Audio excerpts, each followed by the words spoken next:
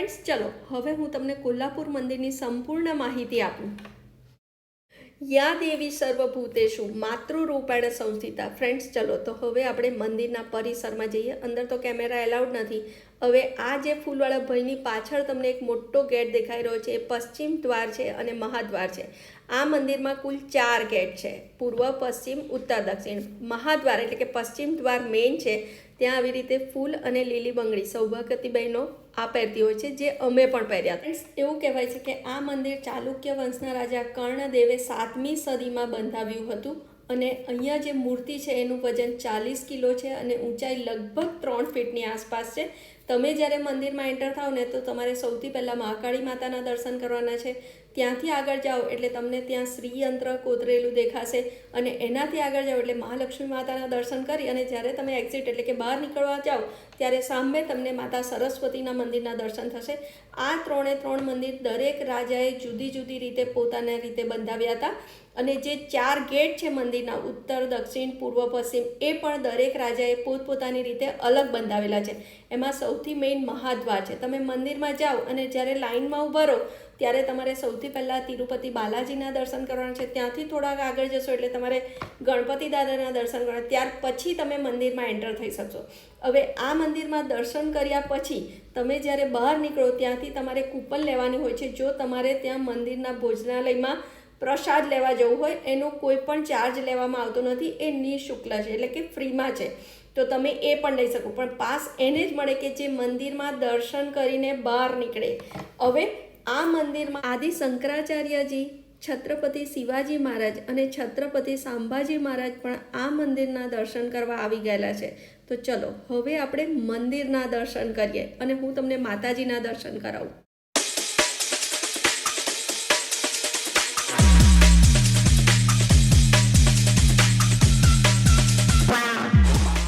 Friends જ્યારે તમે મંદિરની અંદર માતાજીની સન્મુખ ઊભા રહો ને તો તમે સ્પીચલેસ, તમે એક વર્ડ પણ મનમાં વિચારી ના શકો. ફક્ત તમારા નેત્ર સજળ થઈ જાય એટલી મનોહર મૂર્તિ છે. હવે આ જે છે કિરણોત્સવ થાય છે એની આ બારી છે કે અહીંયાથી સૂર્યના કિરણો માતાજીના ચરણ, કમર અને મસ્તક પર આવે છે. હવે એ જ મંદિર કેમ્પસમાં જુદા જુદા ભગવાન પણ છે. આ નાગ દેવતા છે, આગળ ઉમિયાશંકર હતા, અહીંયા ગણપતિ મંદિર પણ છે, વિનાયક ગણેશ, સિદ્ધિ વિનાયક ગણેશનું મંદિર છે. એ જ મંદિર પરિસરમાં જો તમારે કોઈ પૂજા વિધિ કરાવી હોય તો એના માટે પણ સ્થાન છે, જ્યાં તમે જે પૂજા વિધિ બુક કરાવો ત્યાં તમને આવી રીતે મહારાજ પૂજા કરાવે છે. મંદિરમાં જ પરિસરમાં દીપમાળા પણ આવેલી છે, જે તહેવારના ટાઈમે પ્રગટાવવામાં આવે છે, દિવાળીના ટાઈમે એવી રીતે. તો તમે આ મંદિર એકવાર ચોક્કસથી આવજો. હવે તમારે કોલ્હાપુર કેવી રીતે આવવું અને ક્યાં રોકાવું, તો જો તમે કોલ્હાપુર બાય ટ્રેન આવો છો તો 11:49 નામની જે ટ્રેન છે જે અમદાવાદથી કોલ્હાપુર દર રવિવારે ઉપડે છે, એમાં તમે આવી શકો છો. અને જ્યારે તમારે રિટર્નમાં જવું હોય તો તમારે મિરજ કે સાંગલી સુધી જતું રહેવું પડે, જે 40 કિલોમીટર છે અને ત્યાંથી પછી ટ્રેનમાં આવી શકાય. હવે આ છે મંદિરના પરિસરમાં તમારે જ્વેલરી અને માતાજી માટે કોઈ પણ શણગાર લેવો હોય તો એ તમને મંદિર પરિસર અને મેં કીધું ને એમ મહાદ્વારની બહાર અથવા 4 દરવાજાની બહાર મળે છે. આવા શણગાર પણ રેડી હોય છે, ફોટા પણ રેડી હોય છે. અને બીજું કે ત્યાં જ્વેલરી બહુ સરસ હોય છે. જો તમે કોઈને ગિફ્ટ આપવા માંગતા હોય તો એ ચોક્કસથી તમે ત્યાં લઈ શકશો. અને ત્યાંનો કોલ્હાપુરી સાજ જે કહે છે એ ખૂબ જ ફેમસ છે અને બહુ જ લોકો અહીંયાથી લેતા હોય છે. તો અમે પણ આ લીધો તો તમે એ પણ ખરીદી કરી શકો. હવે મેં તમને કીધું કે બાય ટ્રેન આવો તો તમારે આ રીતે આવવું પડે અને પછી તમારે અહીંયા 2 દિવસનું રોકાણ કરવાનું છે. પહેલે દિવસે દર્શન કરો, પછી બીજે દિવસે તમે રિક્ષા દ્વારા કનેરી મઠ અને જ્યોતિબા મંદિર જઈ શકો. અમે આખા દિવસની રિક્ષા કરી હતી. પેલેસ, જ્યોતિબા મઠ અને કનેરી મઠ તો 1800 રૂપિયા લીધા હતા. તમે એ રીતે તમારી રીતે નક્કી કરી અને તમે એ પણ જઈ શકો. એ બંને પ્લેસ મસ્ટ વિઝિટ પ્લેસ છે, તો તમે ત્યાં પણ જજો. કોલ્હાપુરમાં ઘણી જ હોટલો છે, પણ મંદિર દ્વારા સંચાલિત જે મહાલક્ષ્મી ધર્મશાળા છે જે 4 વિભાગમાં વહેંચાયેલી છે, તેમાં એસી, નોન એસી, ડોર્મેટરી બધી જ ટાઈપના રૂમ છે. તો તમે ત્યાં રોકાણ કરજો. બહુ જ સારી જગ્યા છે અને ઘણા ઓછા ખર્ચમાં તમે રહી શકશો. મંદિરથી વોકિંગ ડિસ્ટન્સમાં છે, પણ ઓનલાઈન બુકિંગ નથી થતું. હાય ફ્રેન્ડ્સ, તમે જ્યારે પશ્ચિમ દરવાજાની બહાર નીકળો ને તો આવી રીતે તમને ગરમ નાસ્તો જોવા મળશે, જે સવારે 7 વાગ્યાથી 10 વાગ્યા સુધી હોય. અને સાંજે 5 થી 8 વાગ્યા સુધી હોય. જો તમે અહીંયા આવો ને તો આ નાસ્તો ચોક્કસથી ટ્રાય કરજો. ફ્રેન્ડ્સ, જો તમે ગુજરાતથી કોલ્હાપુર માતાજીના દર્શન કરવા જવાના હોય અને તમને કોઈ પણ ઇન્ફોર્મેશન જોઈતી હોય તો મને કમેન્ટમાં જરૂરથી જણાવજો. હું એનો જરૂર રિપ્લાય આપીશ. Thank you. ફ્રેન્ડ્સ, કોલ્હાપુરમાં બીજું એક મસ્ટ વિઝિટ પ્લેસ છે કે જે છે શાહાજી છત્રપતિ મ્યુઝિયમ, જેને ન્યૂ પેલેસના નામથી પણ ઓળખવામાં આવે છે અને મંદિરથી લગભગ 2.5 કિલોમીટરના ડિસ્ટન્સ પર છે. તમે રિક્ષાથી આરામથી ત્યાં પહોંચી શકો છો.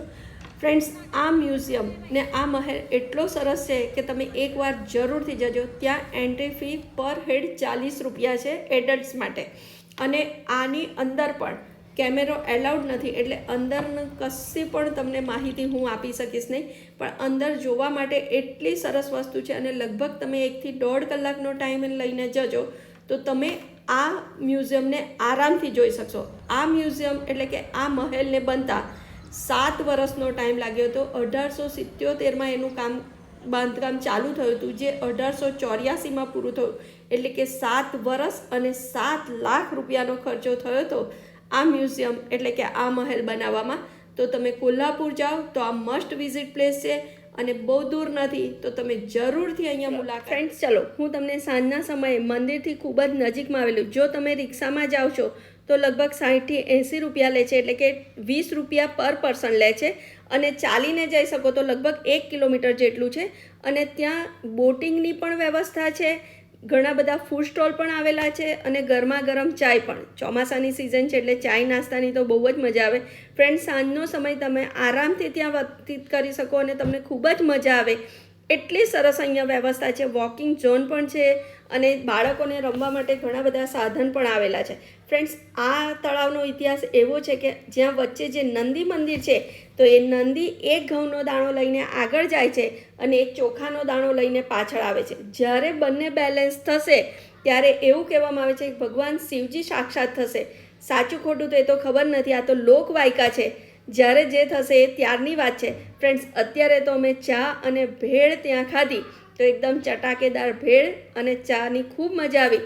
તો તમે પણ જ્યારે કોલ્હાપુર જાઓ ને ત્યારે રંકાલે લેક અવશ્ય જજો. ફ્રેન્ડ્સ, તમને તો ખબર છે કે આપણે અત્યારે કોલ્હાપુરમાં છે અને કોલ્હાપુરના સરાઉન્ડિંગ પ્લેસીસ જે મસ્ટ વિઝિટ પ્લેસીસ છે એની વિઝિટ કરી રહ્યા છે. તો તમારે કોલ્હાપુરથી 15 કિલોમીટર દૂર કનેરી મઠ આવેલો છે, જે સિદ્ધગીરી મહાસંસ્થાન કનેરી મઠ તરીકે જાણીતો છે અને એની એન્ટ્રી ફી મોટા માટે 200 રૂપિયા અને બાળકો માટે 100 રૂપિયા છે.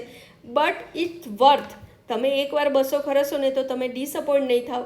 એટલી સરસ આ જગ્યા છે કે જેનો ધાર્મિક, સામાજિક અને સાયન્સ એ ત્રણેયનો સમન્વય અહીંયા કરવામાં આવેલો છે. તો સૌથી પહેલાં એ લોકોએ જે ગાર્ડન બનાવ્યો છે એમાં આપણે જઈશું. તો એ ગાર્ડનમાં આયુર્વેદિક અને યોગ અને જે ફૂલ છોડ છે એ પણ આયુર્વેદિકની દ્રષ્ટિએ આપણે ઉપયોગ કરી શકીએ એવા છે.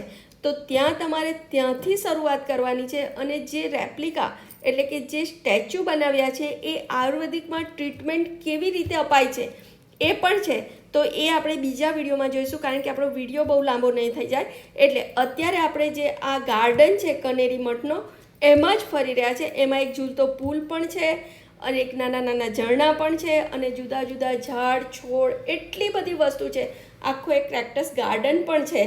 તો તમે ત્યાં ચોક્કસથી જજો. આમાં કશું જ બોલવા જેવું નથી. તમે જ્યારે તમારી આંખે આ સ્થળની વિઝિટ કરશો ને ત્યારે તમને લાગશે કે ના, ખરેખર આ જગ્યાએ આવી અને 200 રૂપિયા ખર્ચીને કોઈ જ ભૂલ નથી કરી. બહુ જ સરસ જગ્યા છે અને મસ્ટ વિઝિટ પ્લેસ છે. તો તમે ચોક્કસથી જજો. ચલો આગળનો વિડીયો તમે મારી નજરે જુઓ. ફ્રેન્ડ્સ, અત્યારે વરસાદ પડી રહ્યો છે અને વાતાવરણ તો એટલું સરસ છે ને કે ના પૂછોની વાત. અમને ખરેખર અહીંયા આવીને ખૂબ જ મજા પડી. તો તમે જુઓ કે કેટલા જુદી જુદી જાતના ક્રેક્ટસ અહીંયા મૂકેલા છે. મેં તો અમુક જ ફોટા લીધા છે, બાકી આખું તમે કનેરી મઠ જોવો હોય ને તો તમારી પાસે લગભગ 3 થી 4 કલાકનો ટાઈમ જોઈએ. આ લક્ષ્મી કમલ છે અને આ આખો ગાર્ડન એરિયા છે. પણ વરસાદ થોડો પડી રહ્યો છે એટલે અમે આખા ગાર્ડનમાં ફરી પણ નથી શક્યા. પણ જો તમે જ્યારે વિન્ટરમાં આવો તો તમે આ સ્થળની જરૂરથી મુલાકાત લેજો. તમને ખરેખર અહીં ગમશે અને થોડો સમય કાઢીને આવજો તો તમને મજા પણ આવશે. તમે તો જાણો છો ને કે આપણે કનેરી મઠમાં છે. તો ચલો, કનેરી મઠમાં એક મસ્ટ વિઝિટ પ્લેસ એટલે કે એક જગ્યા એવી છે કે જ્યાં તમારે સૌથી પહેલાં જવું જોઈએ અને એ છે શિવ મંદિર. કનેરી મઠમાં એ ધાર્મિક જે શિવલિંગ આવેલું છે એ લોકવાયકા પ્રમાણે 14મી સદીમાં લિંગાયત પૂજારીઓ દ્વારા તેની સ્થાપના કરવામાં આવી હતી. વર્ષો વર્ષ તેની પૂજા થતી રહી, પણ ત્યાર પછી આ આખા વિસ્તારને ડેવલપ કર્યું છે કડસિદ્ધેશ્વર મહારાજ જે નામના લિંગાયત બ્રાહ્મણે હતું, અને એણે આ મંદિરનો જીર્ણોદ્ધાર કર્યો છે. ફ્રેન્ડ્સ, અત્યારે તમે આ મંદિરમાં જાઓ અને જો તમે 10 મિનિટ ત્યાં બેસો ને તો તમને એટલી માનસિક શાંતિ મળે ને, એટલું પિંચ ઓફ સાયલન્સ પ્લેસ છે કે જ્યાં કોઈ લોકોની બહુ અવર જવર નથી. બહુ જ સરસ છે, તો તમને જરૂરથી ગમે એવું છે. અને ત્યાં એક 125 ફૂટ ઊંડો કૂવો પણ આવેલો છે અને 42 ફૂટ ઊંચી શિવજીની પ્રતિમા આવી છે. જેવા તમે અંદર એન્ટર થાઓ એટલે પહેલાં તમને વિશાળકાય ગણેશજીની પ્રતિમા મળશે. ત્યાર પછી આ પરિસરમાં 2 શિવ મંદિર આવેલું છે. આ એક પહેલું છે, એ નાનું શિવ મંદિર છે, અને એની જ બાજુમાં એક બીજું મોટું શિવ મંદિર આવેલું છે જે મેઇન શિવ મંદિર ગણવામાં આવે છે. અને એ મંદિરની અંદર પણ તમને એક વિશાળકાય નંદીની પ્રતિમા જોવા મળશે, અને એની બિલકુલ સામે શિવજી બેઠા છે. તો તમે આ જગ્યાએ પણ જરૂરથી દર્શન કરજો ફ્રેન્ડ્સ. અને જેવા તમે બહાર નીકળશો ને, એવું મેં તમને કીધું ને કે 42 ફૂટ ઊંચી શિવજીની પ્રતિમા છે, તો એ આ તમને જોવા મળશે. તો ચલો હવે આગળ. ફ્રેન્ડ્સ, કનેરી મઠમાં જો જોવાલાયક સૌથી સરસ જો કોઈ સ્થળ હોય ને તો એ છે ગ્રામ્ય જીવન મ્યુઝિયમ. ફ્રેન્ડ્સ, ત્યાં જે સ્ટેચ્યુ બનાવ્યા છે, જે રેપ્લિકા છે, તમને કમ્પ્લીટ લાગે કે તમે એક ગામડામાં જ આવી ગયા છો. ગામડાનું જીવન કેવું છે તે ચલો આપણે જોઈએ. ફ્રેન્ડ્સ, આ કનેરી મઠના ગ્રામ્ય જીવનનો જે વિડીયો છે ને, એ મેં ખાસ વડીલો માટે બનાવ્યો છે કે જે પોતે જાતે ત્યાં જઈ અને એટલું ફરી અને કનેરી મઠને જોઈ નથી શકતા. તો ફ્રેન્ડ્સ, આ આખું વિડીયો એ લોકોને સમર્પિત છે કે જે લોકો પોતે ત્યાં જઈ નથી શકતા, ચાલી નથી શકતા કે જોઈ નથી શકતા. તો એ લોકો ઘરે બેસીને જ આ અદ્ભુત કૃતિને ઘરે જોઈ શકે, એના માટે આ વિડીયો બનાવ્યો છે. હવે મારે કશું જ આગળ બોલવાનું નથી. એમાં એટલું સરસ રીતે સંપૂર્ણ જાણકારી આપવામાં આવી છે કે આજથી હજારો વર્ષ પહેલાં ભારતમાં ઓપરેશન્સ પણ થતા હતા અને આયુર્વેદિક ટ્રીટમેન્ટ પણ એકદમ એડવાન્સ થતી હતી. એ બધું જ તમને અહીંયા જોવા મળશે. તો ચલો તમે મારી નજરે કનેરી મઠ જુઓ.